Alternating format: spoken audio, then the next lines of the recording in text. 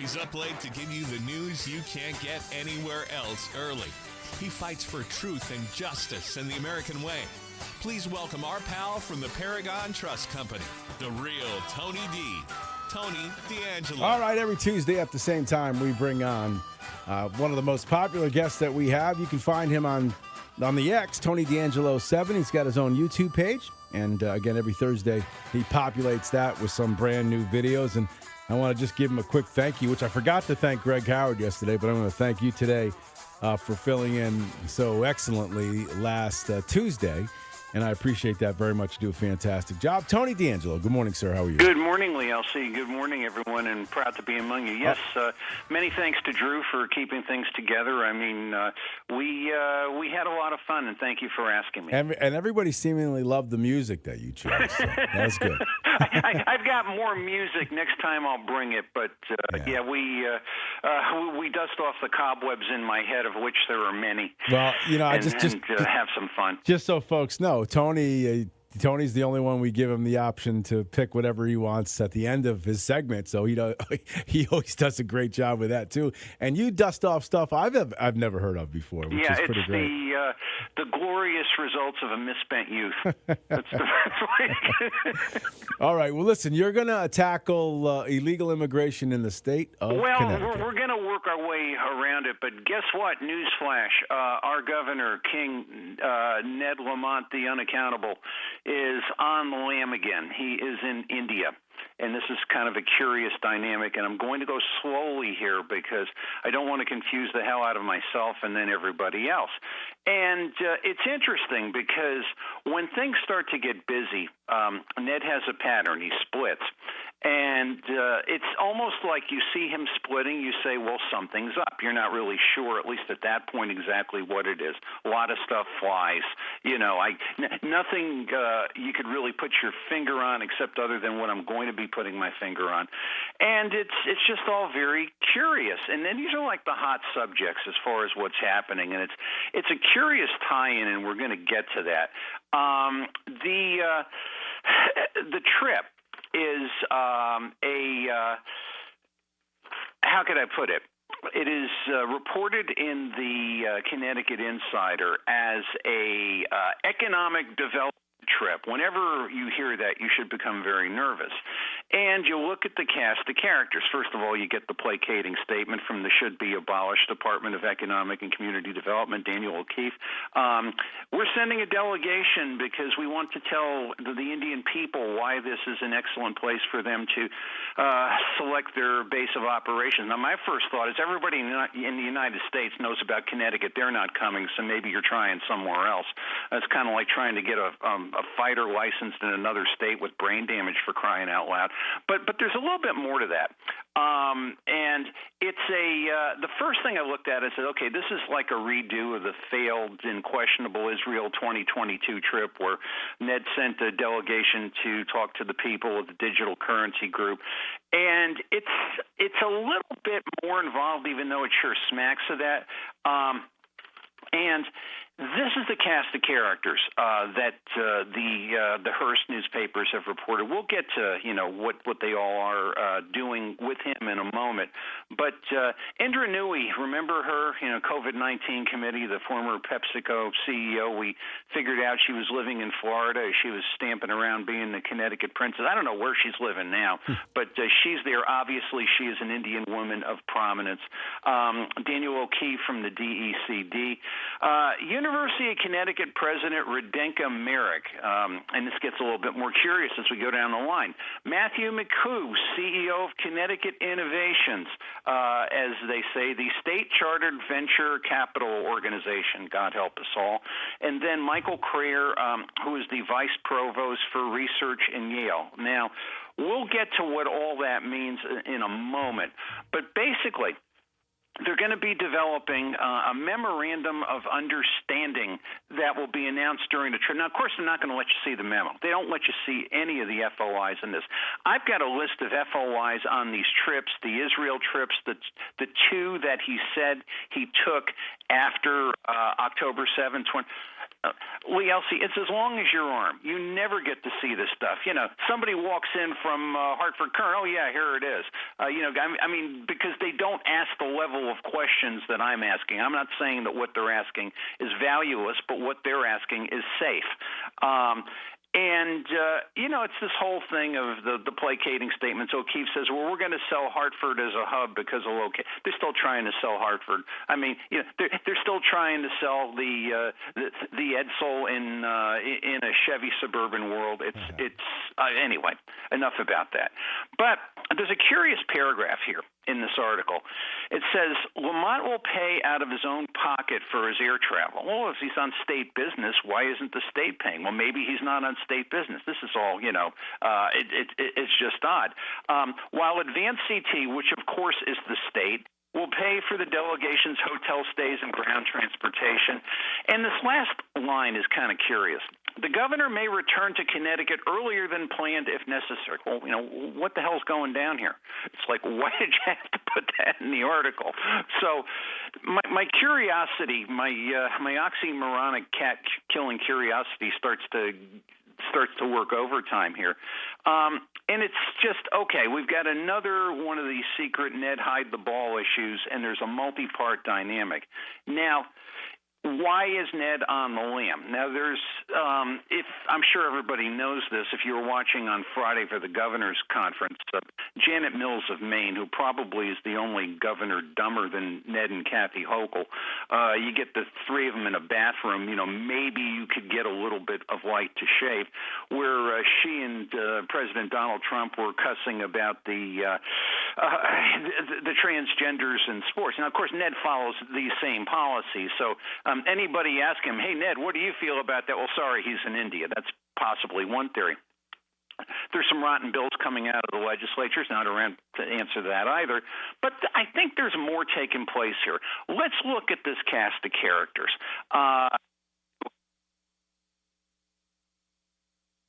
Tony, I lost you. Tony! All right, so we lost Tony. Let me...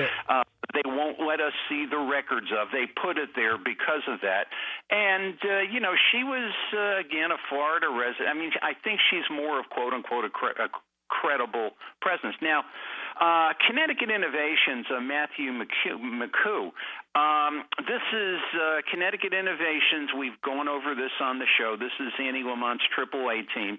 She can pick and choose wherever she wants, taxpayer supported. Somebody had pointed out to me yesterday that they have a Delaware incorporation. Connecticut Innovations, a venture capital arm, has a Delaware incorporation. Why? Well, they keep things secret in Delaware. But it's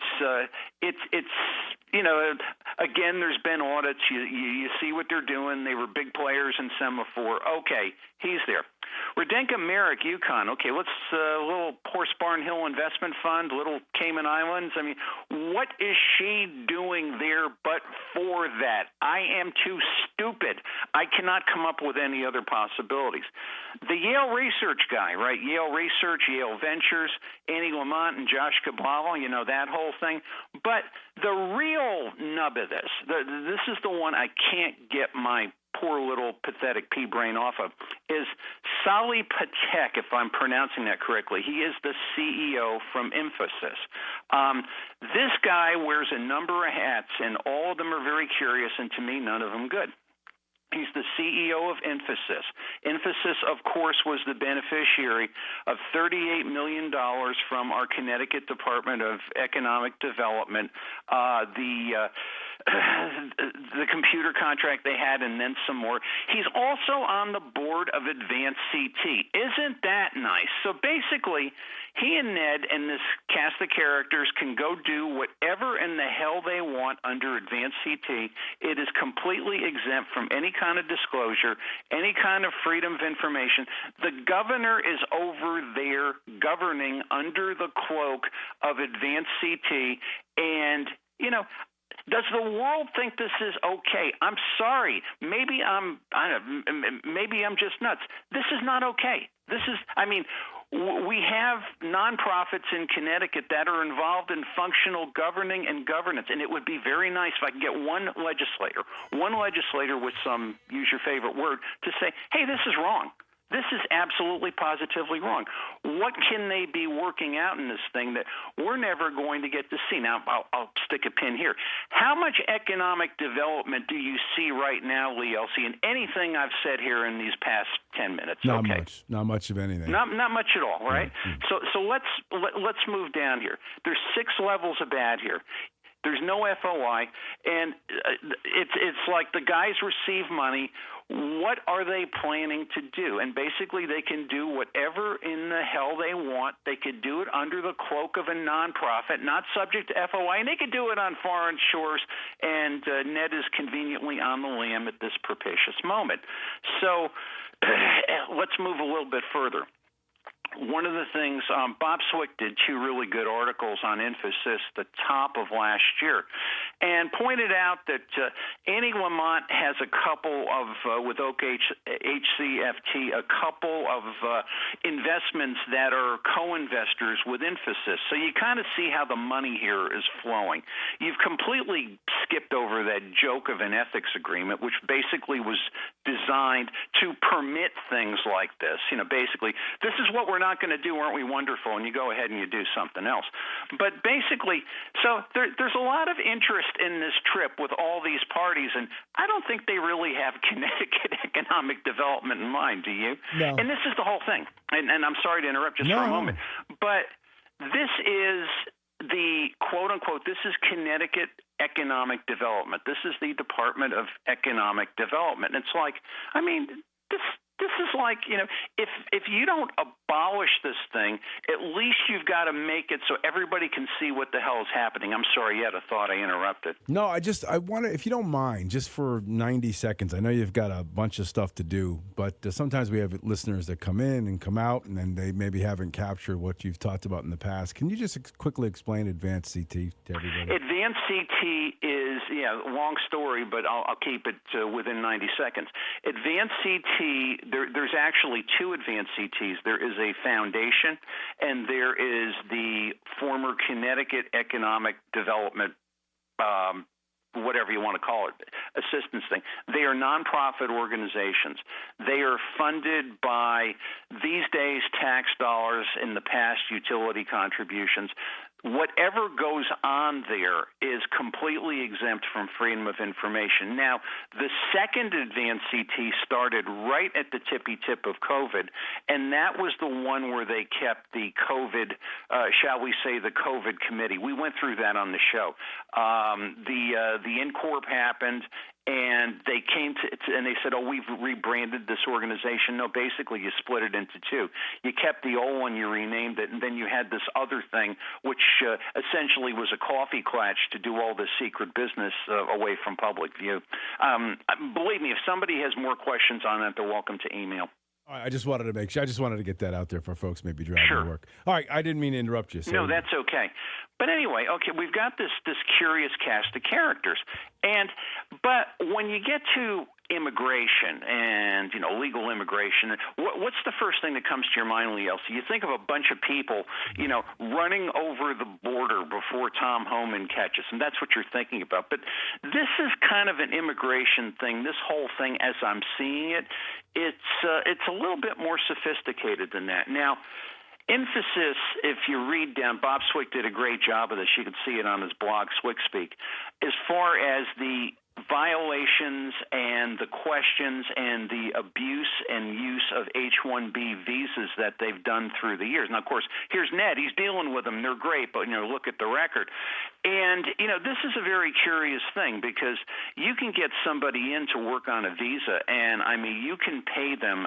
The figures that I was getting from the tech workers actually through Bob Swick, somebody making, $95,000 a year, which would be a working, bill-paying job in Connecticut, you can pay these people a whole lot less. And the thing is, if you're building more things, well, why not do wink and a nod, getting more people in, maybe not as technically skilled? And is this frantic mess, as you will, this whole thing, to get something started? Because is this like a Doge thing? This is the other question I had, because if Doge is going to start looking at visa abuses and how that all happens, does this water get shut off? So all these characters are off on a plane trying to hook something up before any of this happens. And you kind of move down this thing. Of course, is this about Connecticut jobs? Who cares? They don't care about you. But there's, again, it's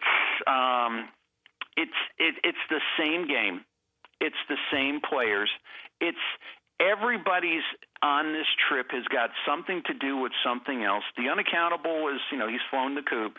And everything here, every single thing we've done here in this, whatever you want to call it, this polyglot, had something to do with Ned and Annie. It's like, what is the great economic benefit to Connecticut? You're going to get, you're going to flood Connecticut with, quasi-legal IT workers and fund it with DECD dollars so investments can be made around the stupid ethics agreement to make the Lamonts richer. I mean, it's like, to either keep him in governance, or is he getting out of governance, or this or that? I mean, there's a whole bunch of questions here that are just, it's the time is curious, the date is curious, the characters are curious, and again, anybody looking at this, and I mean, you've got some botso, nutso, sick people in the Connecticut legislature, but so let's just say you have a brain. Let's just say you're quote unquote one of the veterans. How's this acceptable? This business is going on in this nonprofit, and this guy who receives state aid is dealing with Ned, and they're saying they're going to bring jobs. Lee Elci, this is just not acceptable. I mean, this is just poor. And where I, like you, I look at Doge and I say, well, how do you kill a monster? Well, I guess you got to first start by cutting his head off. And then there were some things, and it's interesting. There's a picture circulating on Twitter. One of my beloved group members had actually posted this of Ned and George Jepson walking in the woods, a couple of days ago. It was one of these, like, the first thought I had when I looked at it is I said, this is one of those leave the gun and take the cannoli kind of meetings, but it's like, what, and it's this whole thing of, we know what we know. We know what's happening. We know the characters on this trip, but is something going on here? I mean, nothing. I hear things, but I'm certainly not going to say them if they can't be proven to be true. But what's the bigger thing? This is life in Connecticut. This is sickening. This is just bad. You think William Tong and the governor are working together, or are they working separately? Funny thing you mentioned that. Somebody appointed me to a press conference the other day where the state big four, Tong, Scanlon, and Eric Russell, and I forget the fourth person, we're talking about they're going to have the Trump fight. They're going to have they're going to fight against Trump. And somebody actually, believe it or not, in the state-run media actually asked William Tong about, well, how are you saying this, but it looks like the governor is interested in what's happening with energy policy. And he was very nervous. He said, well, we've talked to the governor, and we're unified on this. Next question. So I think there's some tension there. That's the impression I'm getting. Well, I just feel like Tong is, he wants his time. This is his time. I think he feels like that, so he wants Ned out of the way. That's my guess. But well, I think there's certainly an element to that. But it really was the press conference goes on for about an hour, and if you can stomach it, it's interesting. It's all I can tell you. Tony D'Angelo is his name. Again, you can find him on the X, Tony D'Angelo 7. We're lucky enough to have him every single Tuesday. Also on Thursday, he releases his video. Any sneak peek at what topic you're going to go with? I think we're going to look at some of the things coming out of Washington and what Connecticut's not doing. Kind of a follow-up, I believe, from today, sort of hitting it a little bit of a different way. All right, buddy. I appreciate you as always. Thank you, Tony D. Thanks, pal. You got it. Tony D'Angelo, every Tuesday right here. We're the only ones that got him. We're lucky. We'll be back. Stick around. Flax next. You had a plenty money, 1922. You let other women make a fool of you. Why don't you do right like some other men do? Get out here and get me some money too. You're sitting down